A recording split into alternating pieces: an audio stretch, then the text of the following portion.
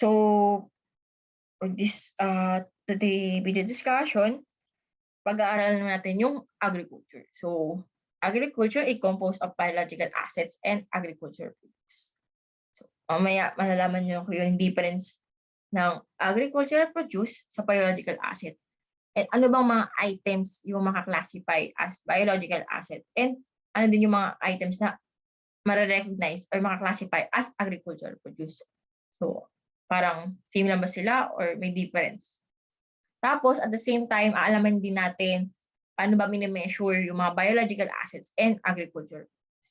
So, in this chapter, makikita natin, may difference ba sa recognition and measurement ng isang ng agriculture o ng mga biological asset and agricultural produce ng isang business entity sa government agency. So to start, dito sa Pilipinas, meron tayong mga government agency na umiikot or pertaining sa or related sa agriculture. So dito papasok yung mga Department of Agriculture, Department of Agrarian Reform, pati na rin yung mga several attached agencies such as PRICE and yung Philippine Carabao Center. Tapos marami pa. So hindi lang siya exclusive doon sa mga sinabi ko. So dahil doon, alamin naman natin ano ba yung meaning ng agriculture. So agriculture, it is defined as a farming or the process of producing crops and raising livestock. Tapos, yun yung definition ng agriculture. Ano naman pag sinabi natin agricultural activity? So, agricultural activity, it is the management by an entity of the biological transformation and harvest of biological assets for sale, including exchange or non-exchange transactions, or for conversion into agricultural produce or into an additional biological asset. So, ano ba example ng agricultural activities? So, example niya will be yung raising livestock, tapos yung forestry, pati na rin yung mga annual or perennial cropping, cultivating orchards and plantations, and yung floriculture and aquaculture. So, ano ba yung common features ng agricultural activities? So, first, it has the capability to change. So, di ba yung mga living animals and plants, they are capable of biological transformation. So, yung mga living animal and plants, pwede sila ma-recognize as it will be recorded under agriculture. Tapos, another common features ng agricultural activities is management of change. So, ang meaning lang nito is management facilities, biological transformation by enhancing or at least stabilizing conditions necessary for the process to take place. So such management distinguishes agricultural activity from the other activities. So example niya is yung harvesting from unmanaged resources such as ocean fishing and deforestation. So these two are not considered as agricultural activity. Last, the common feature of agricultural activity is yung measurement of change. So the change in quality or quantity brought about by biological transformation or harvest is measured and monitored as a routine management action. So ano naman kapag sinabing biological transformation? So it comprises the following processes that cause qualitative or quantitative changes in a biological asset. So asset changes through growth, meaning an increase in quantity or improvement in quality of an animal or plant. Tapos, it also includes asset changes through procreation. Ano naman yun? So it is the creation of additional living animals or plants. And lastly is yung degeneration. So it is a decrease in the quantity or deterioration in quality of an animal or plant. So for example, may nabenta, kaya may namatay na, for example, kalabaw, ganun, namatay. So it will be under the generation. So another part is another process yung production of agricultural produce. So kanina, di ba, nabanggit ko yung biological asset and agricultural produce. So ano ba yung difference ng dalawa na yun? So pag sinabi ng biological asset, it means it's a living animal or plant. So as is, so kunyari, kalabaw, so that is considered as biological asset. Eh pag naman po agricultural produce, ano naman po yun? So it is the harvested product of the entity's biological asset.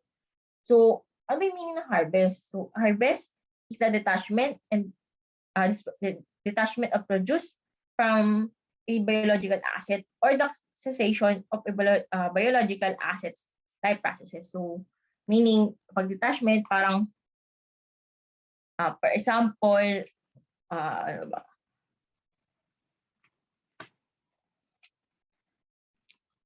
For example nga, yung sheep, di ba? Natatanggal dun yung wool, di ba? Na nakukuha sa sheep. So that yung wool na nakukuha doon is consider siya as harvested product. Tapos, sabi din daw, it is the cessation of biological asset life processes. So example nun is yung palay. Di ba yung palay, kapag hinarvest na siya, parang mawawala na yung tinanong nating palay. So parang hindi siya nauulit niya nun. So di ba pag harvest, mawawala na yun, tapos magtatanim ka ulit. Ganun siya. So dito, bigyan ko ng example kasi lahat ng items na hindi makakonsider as biological items ay yung mga items na related sa agriculture, and kapag hindi siya recorded as biological assets and di rin siya recorded as agricultural produce, it will be treated na as inventory. So example niya is yung kapag increase in plantation forest. So it is biological asset. So ito yung mismong trees. Tapos yung mga felled trees, ito na yung agricultural produce. So ito yung parang ma-harvest natin sa trees in plantation or forest. So kapag naman pag naman logs or lumber, kasi ito na siya as inventory. So ano ba difference ng felled trees sa log and lumbers? Kapag kasi logs and lumbers, parang ano na siya, na-process na. So parang yung felled trees na nakuha, parang for example, nakat na siya, basta parang nag-under na siya ng process. So it will be recorded na as inventory. So next is yung example ng biological asset is plants. So ano yung mga harvest sa plants? Pwedeng harvested cane, corn, cotton. So kailan siya magiging inventory? For example, yung harvested na cane, naging sugar na, then it will be considered as inventory and hindi na siya papasok sa biological asset. Hindi siya magre-record as hindi na siya magiging agricultural produce. Kasi nga, parang, as I said, nag-undergo na ng process. May mga chemicals na nilagay na doon sa harvested cane para maging sugar siya.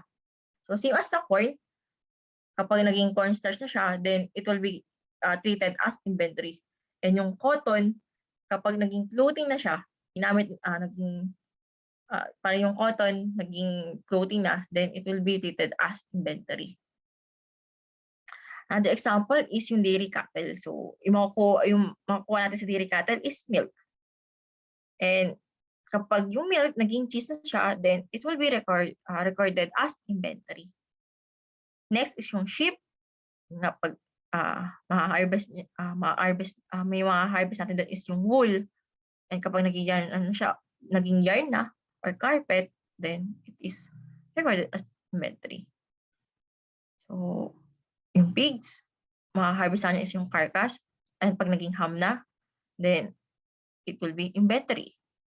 Tapos, bushes, kapag leaf pa lang, it is agricultural produce, pero pag naging tea, ginamit na as tea, yung leaf na na-harvest natin, then it is recorded as inventory. So, next is yung mga vines, yung biological asset, yung mga harvest natin doon is yung grapes. And kapag na-process siya, pwede natin siyang gawing wine, which will be recorded as inventory. And last is yung fruit trees. So, for example, apple tree, mango tree, siyempre yung mga harvest natin doon is yung mismong fruit. Pero pag yung fruit na yun, kunyari, ginawa na siyang shake, ganun. O kaya mga yung binibentang dried mangoes, ganun. So, it will be considered na siya. It will be recorded na as inventory. So, from this, mapapansin nyo, halos same lang naman yung parang halos same lang yung treatment. Parang same lang yung paano masasabing biological asset tsaka agricultural produce sa isang government agency and business entity. So, di ba parang so far, wala pa tayong nakikitang difference. So, punta naman tayo sa recognition and measurement. So, kailan ba tayo mag-recognize ng biological asset? So, we will recognize biological asset or agricultural produce when it meets the asset recognition criteria. Including na doon is yung reliable measurement of its fair value or cost. Ano naman po yung measurement ng biological asset tsaka agricultural produce?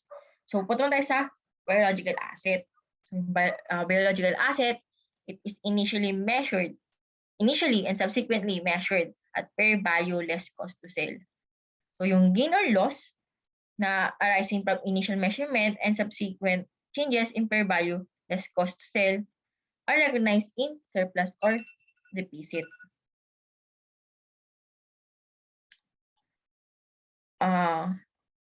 Likewise, a gain or loss arising on initial recognition of agricultural produce naman.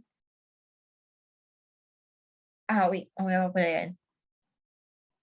So, yung biological asset, yung fair value niya, kaya kapag di natin ma-measure reliably yung fair value, then it will be initially measured at cost. And subsequently, it will be measured as cost less accumulated depreciation and accumulated impairment losses. So, paano naman kapag agricultural produce? Paano naman yung measurement niya? So, agricultural produce, it is initially measured at fair value less cost to sell at the point of harvest. So, this will be the deemed cost when subsequently measuring the agricultural produce using the impairment basis for inventories or other basis. Tapos yung gain or loss arising on initial recognition of agricultural produce at fair value less cost to sell shall be included in surplus or deficit for the period in which it arises. So note ko lang, di ba, yung cost to sell na nababanggit dito, these are the incremental costs directly attributable to the disposal of an asset, excluding finance costs and income taxes. So next, 'di ba, ang measurement nga niya, ang measurement ng both biological asset and agricultural produce is per value less cost to sell. So paano natin ma-determine yung per value? So usually ang formula lang niya is yung quoted price in an active market less transport cost. Kasi yun na yung per value. If there are more than one active markets, the entity shall use the price in the market expected to be used. What if naman walang active market? So, paano gagawin? So, pag ganun, entity should estimate the market price based on the following. One of the following. So, first is the most recent market transaction price, provided that there is no significant change in economic circumstances between the date of that transaction and the reporting date. So, pwede rin yung market price, pwede siya mag-base sa market prices for similar assets with adjustment to reflect differences. Tapos, pwede rin mag-base sa sector benchmarks, such as yung value of an organ expressed per export tray, bushel, or hectare, and the value of cattle expressed per kilogram of meat. And lastly, pwede rin siya mag-base sa present value of expected net cash flows. So, from the asset discounted at a current market determined rate in circumstances where market determined prices or values are not available for a biological asset in its present condition. So note ko lang, yung estimates of cash flows exclude finance costs, taxes, and cost of reestablishing biological assets after harvest. Tapos, another note, yung contract prices are irrelevant when determining fair value. So, another concern for determination of fair value is determination of fair value may be facilitated by grouping biological assets or agricultural produce according to significant attributes. So, pwede yun. Tapos, kapag para sa mga biological asset na nakatouch sa land and wala ring separate market, but an active market, parang wala siyang separate market, pero merong active market na nag-exist for the combined asset as a package. Ang gagawin doon is yung kukunin yung fair value ng raw land and land improvements, tapos saka siya i-deduct sa fair value of the combined assets para mag-arrive or para makuha natin yung fair value ng biological asset. Next, kapag yung biological asset that is previously measured at fair value less cost to sell, still it should be measured at fair value less cost to sell until it is disposed. And last, cost may sometimes approximate fair value, particularly when little biological transformation has taken place since initial cost incurrence. And yung impact of the biological transformation on price is not expected to be material. So, next is yung disclosure. So, ano bang mga items yung dinidisclose sa disclosure?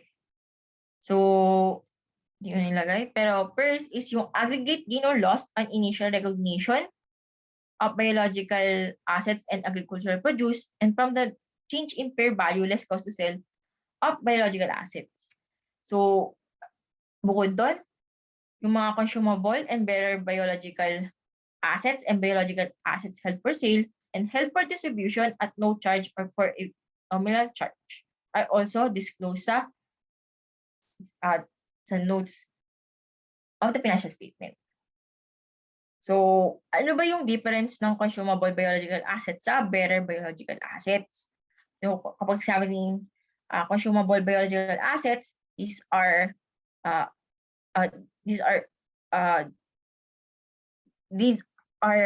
that are to be harvested as agricultural produce or to be sold or distributed as biological asset.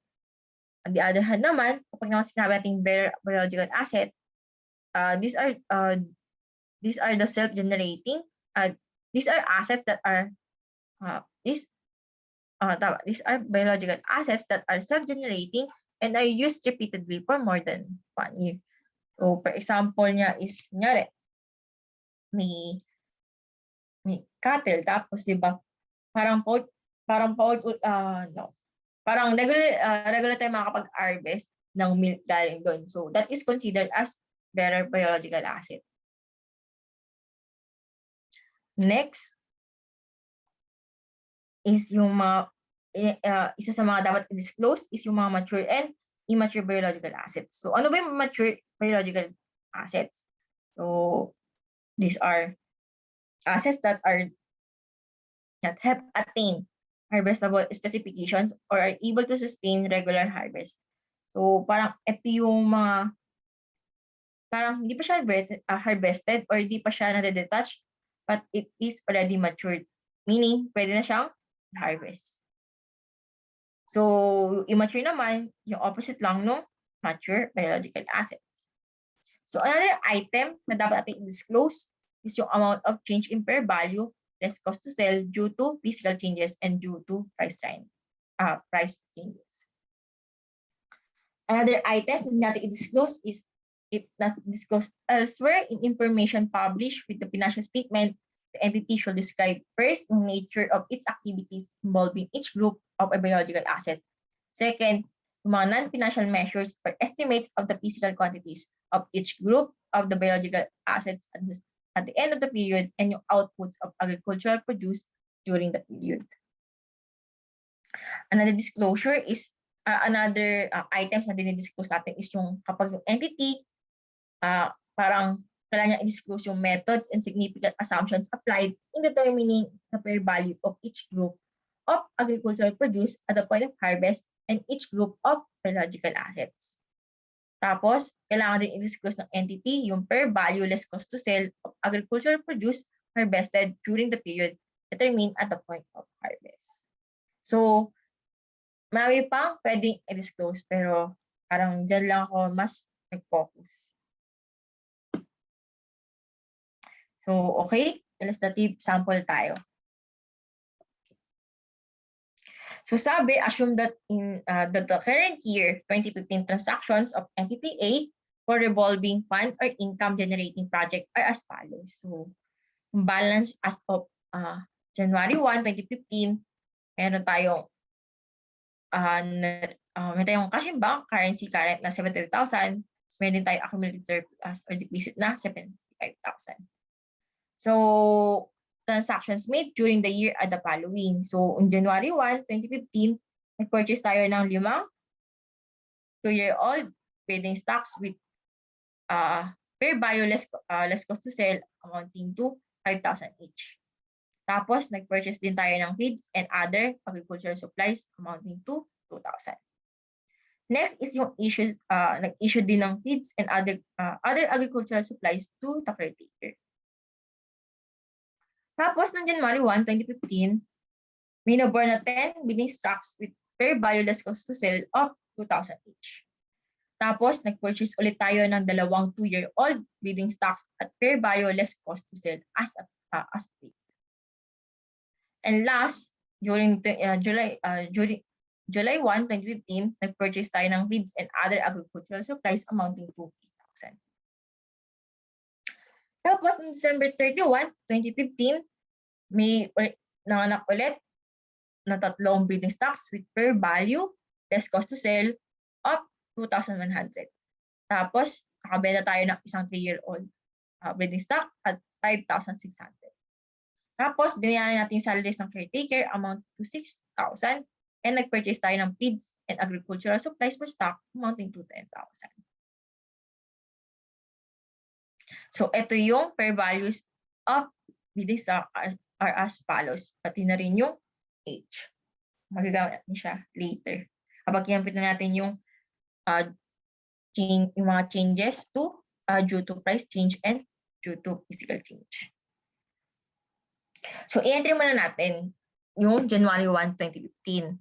So, sabi, naka-purchase tayo ng 5 2-year-old breeding stocks with fair value less cost to sell amounting to 5,000.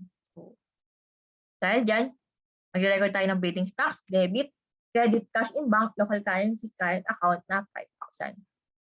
Tapos, sabi, nag-purchase tayo ng feeds and other agricultural supplies amounting to 2,000. So, dahil tayo, sobra pala. Sorry. So, dahil bumili tayo ng feeds, so, agricultural and marine supplies inventory, debit, credit, cash in bank, local currency, current account. Tapos, di ba sinabi din doon, in-issue yung feeds and other agricultural activities sa caretaker. So, dahil doon, in-issue yung supplies, yung agricultural and marine supplies inventory, so magre-recognize tayo ng expense. So, agricultural and marine supplies expenses, debit, credit, agricultural and marine supplies inventory. Nakita naman natin ano yung magiging entry kapag noong July 1, 2015. So, tinulit natin yung mga transaction under July 1, 2015. Una, may nanganak doon na 10 breeding stocks. Tapos, meron siyang fair value less cost to sell amounting to 2,000. So, yung 2,000, multiply natin sa 10 since 10 yung nanganak. So, it will be debit 20,000, debit breeding stocks 20,000. And yung credit niya will be gain on initial recognition of biological assets. Tapos, sabi din sa entry, nag-purchase pa tayo ng dalawang 2-year-old breeding stocks at fair value less cost to sell as date. And nag-purchase din tayo ng feeds and other agricultural supplies amounting to 8,000. So, record natin yung pinurchase na dalawang breeding stock. So, yung kanyang na-compute siya as saan ba yan? Sabi naman nag-purchase ng dalawang 2-year-old din July 1, 2015. So, yung July 1, 2015, yung 2-year-old amounting siya sa 5,1. That's why yung entry natin is breeding stocks 10,200, credit cash in bank local currency current account 10,200. Tapos parang ulit tayong recognize na nag-purchase ulit tayo ng feeds and other agricultural supplies. That's why magre-record tayo ng agricultural and marine supplies inventory, credit, cash in bank, local currency current account. So, punta tayo sa December 31. So, December 31, magkakaroon na tayo ng changes kasi merong due to change, may change due to physical change and meron din due to price change. So, paano ba natin natin yung physical change? So, paano ba to? So, pag ganito, parang meron siyang formula. So, yung formula niya is per value less cost to sell ending nung age ending, less natin yung per value less cost to sell na ending, tapos yung age niya nung beginning. So, times natin sa quantity, tapos kapag meron newborn, add natin yun at the date of, add natin yung per value less cost to sell niya at the date of birth.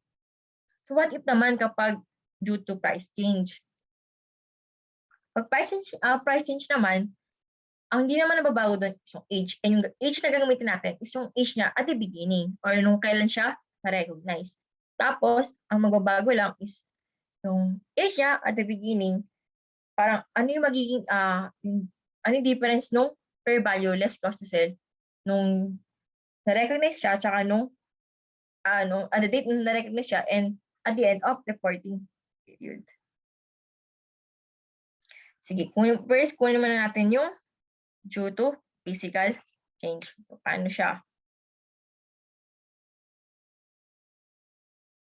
So, first, ilagay muna natin yung eto. So, meron tayong newborn, di ba? So, dahil may newborn tayo, una natin kunin is yung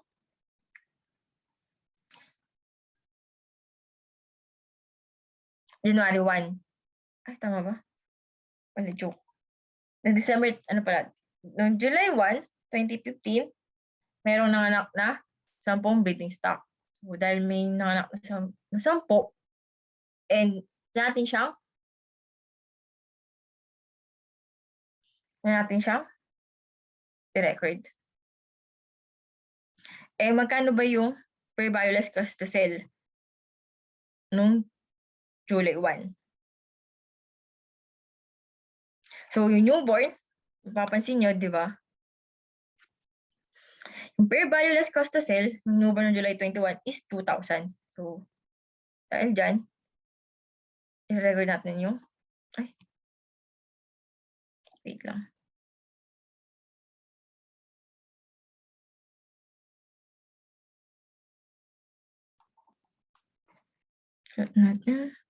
Ay, sorry.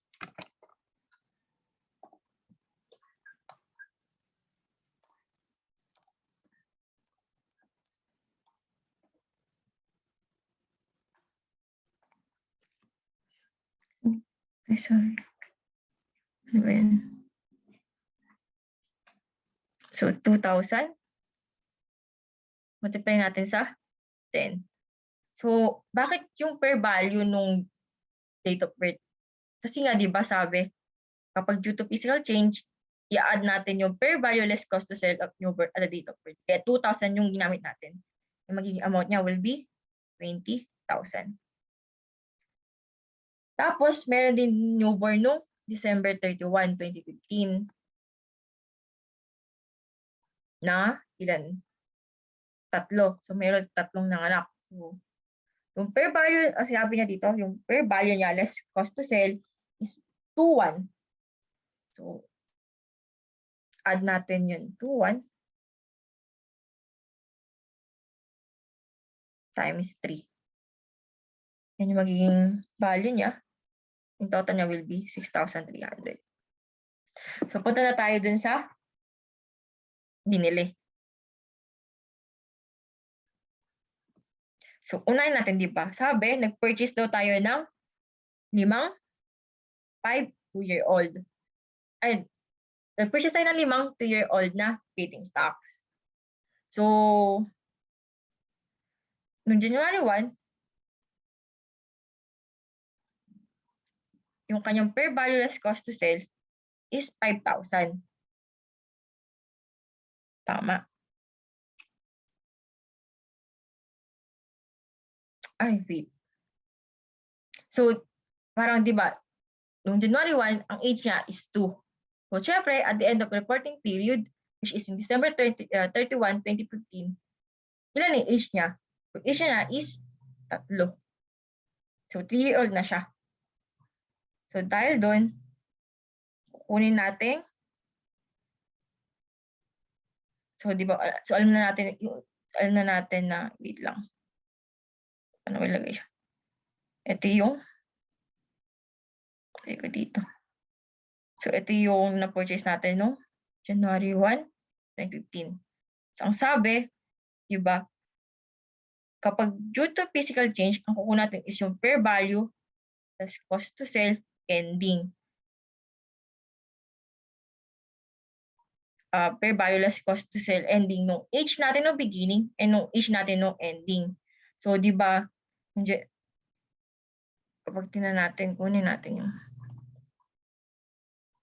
So, di ba yung 5 na to, yung age niya nung beginning, 2 years old. Tapos, at the end of the reporting date, ang age niya na is 3. So, dahil dyan, kukunin natin yung per value less cost to sell niya, which is yung 5,700 and 5,200. So, yung magiging computation niya will be 5,700 less 5,200 multiply to 5. Yan yung magiging ang total niya is 2,500. So, punta naman tayo sa pinurchase no July 1, 2015. So, sabi, nag-purchase daw tayo ng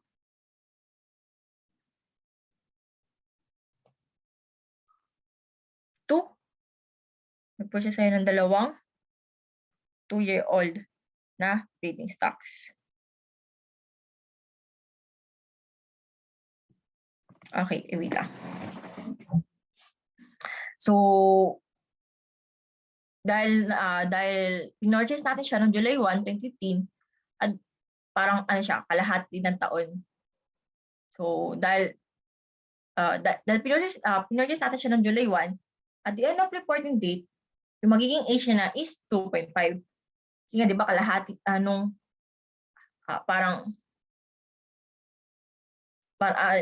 start no, di ba, parang start no, July 1 is kalahati, di ba, yung parang kalahati ng taon.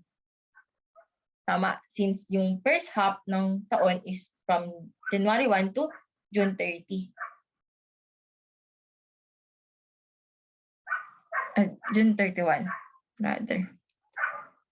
So, ang kukunin na natin is yung ulit, yung 2 years, itong 2, since ito yung age niya no beginning, and kuha natin yung per value less cost to sell ng 2.5, since ito na yung age niya no ending.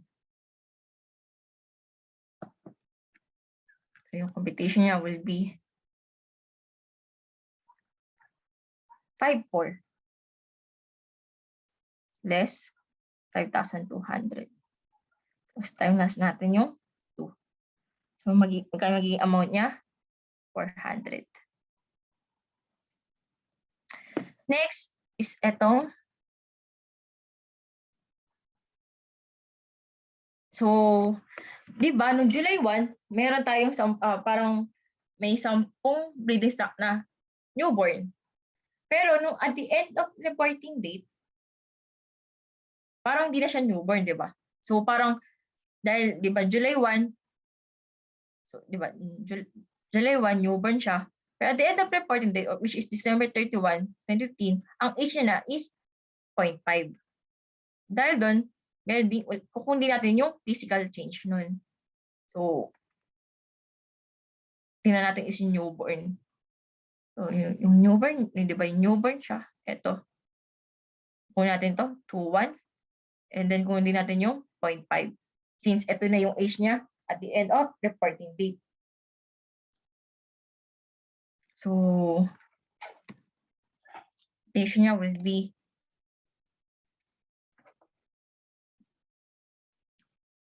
to 150 less to 1 times 10. So, magiging amount niya is 500. And kapag tinotal to lahat, makukuha natin is 29,700. So, 29,700, ito yung total amount or total change. Tama, total change kapag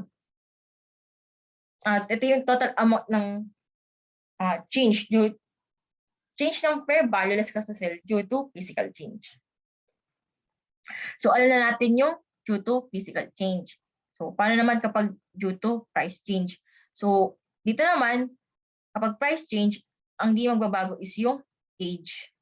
Gagamitin natin is lagi yung age at the beginning. Pero, magbabago yung fair value. So, ang kukunin natin dito is yung fair value niya ng beginning, tsaka yung fair value niya at yung ending. So, di ba meron tayong newborn nung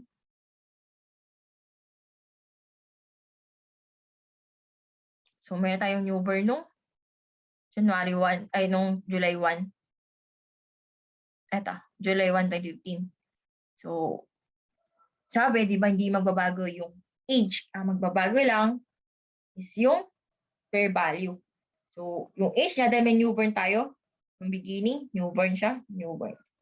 So, kukunin natin amount is itong fair value na 2.1 and itong 2,000.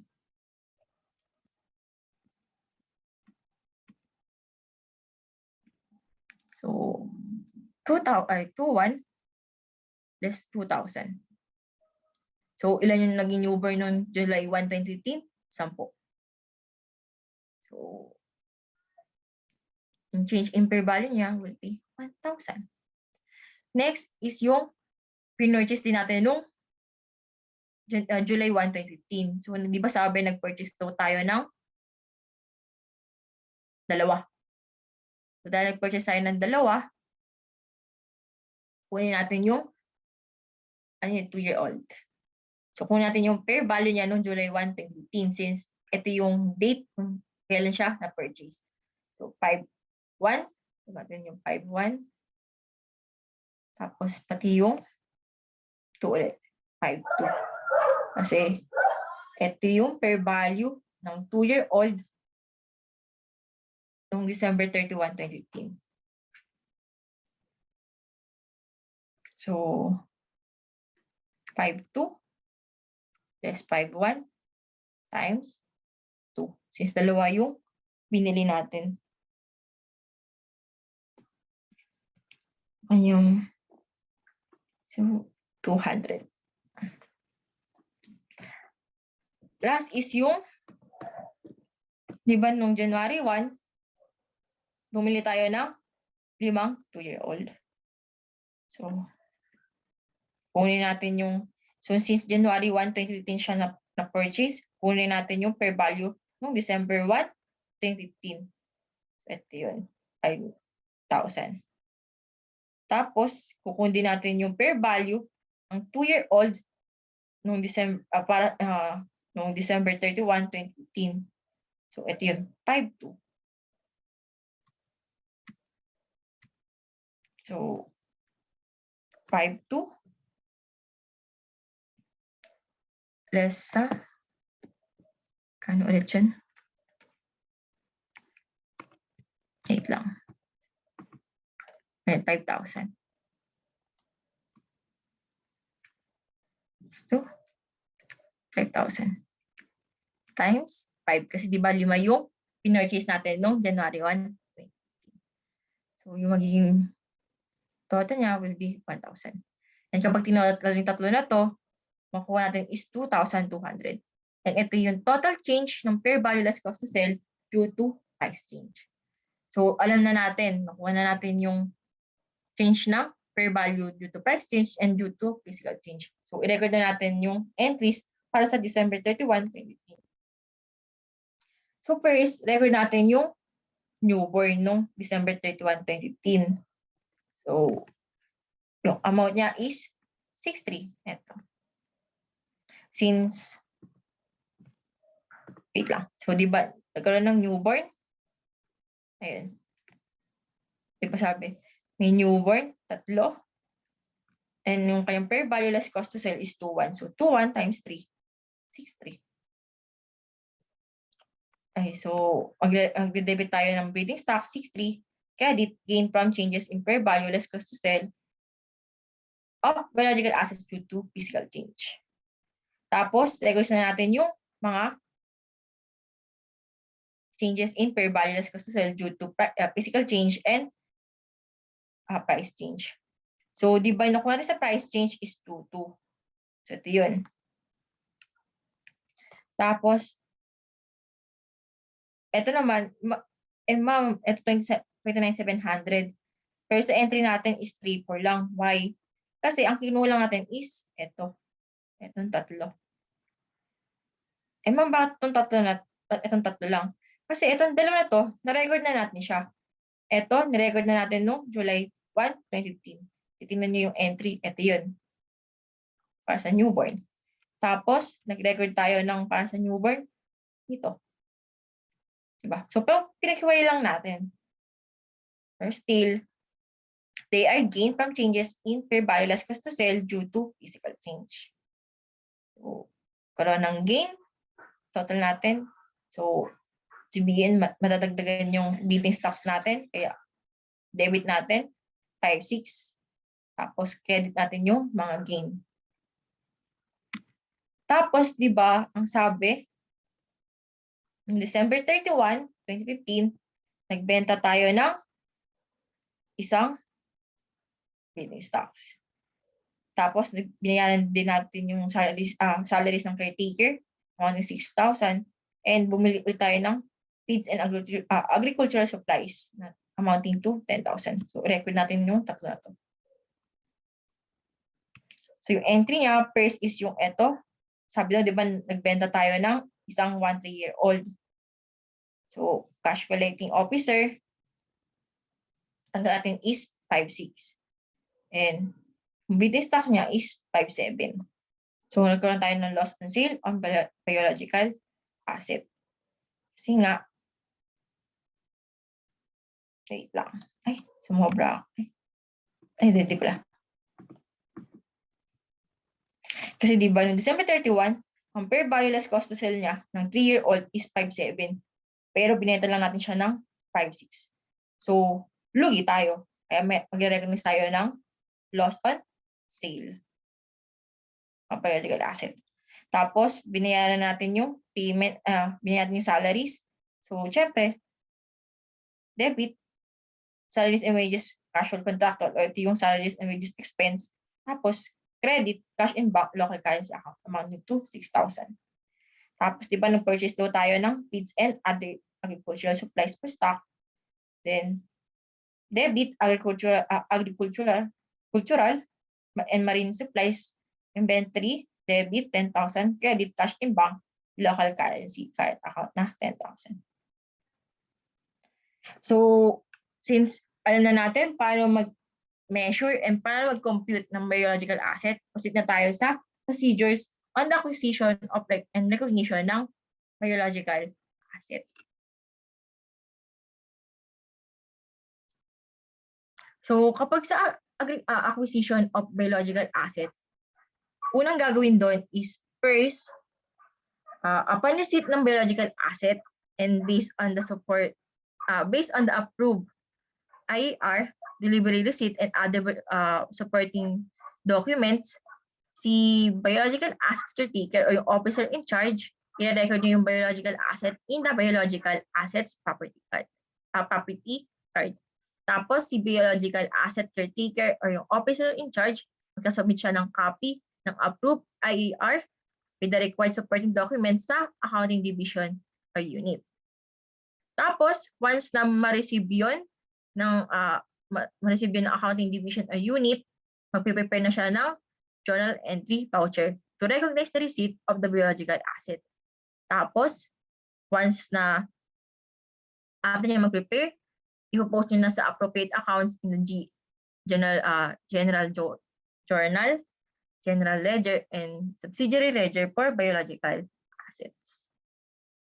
So, paano naman gagawin kapag recognition ng gain or loss due to physical change? So, pag ganito, si biological assets caretaker o yung caretaker and yung responsible person, magpe-prepare siya ng quarterly report of biological assets o yung QRBA. As it contains balances at the beginning of the quarter and the changes in fair value of the biological assets due to physical changes such as yung growth, the generation, production, and procreation.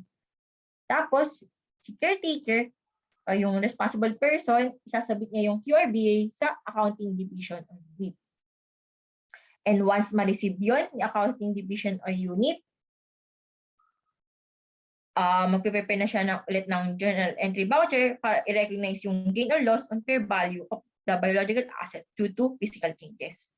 Tapos, once na makaprepare na siya, ipopost niya na yun sa appropriate accounts in the general journal, general ledger, and subsidiary ledger for biological assets. Paano naman yung gagawin kapag naman yung gain or loss is due to price changes? So, still, si caretaker o yung responsible person, regularly, mag-gather siya ng data on current fair value of the biological assets and ipopost niya yun sa respective individual BAC. Tapos, after nun, mag-prepare siya ulit ng QRBA. So, same as to physical changes, yung QRBA, nakalagay doon yung balances at the beginning of the quarter and the changes in fair value of biological assets due to price changes. Tapos, after niya mai-prepare yun, isasabit niya na yun sa accounting division with the table of current fair values of biological assets. So, ito yung supporting documents sama nung QRBA. So, once ma-receive lahat yun, yung accounting division or unit, magpe-prepare na siya ng journal entry voucher para i-recognize yung gain or loss on fair value of the biological asset. And once ma-prepare niya yung journal entry voucher, then pwede niya nang i-post sa appropriate accounts in the journal, general ledger, and subsidiary ledger for biological assets. And that ends our discussion for agriculture.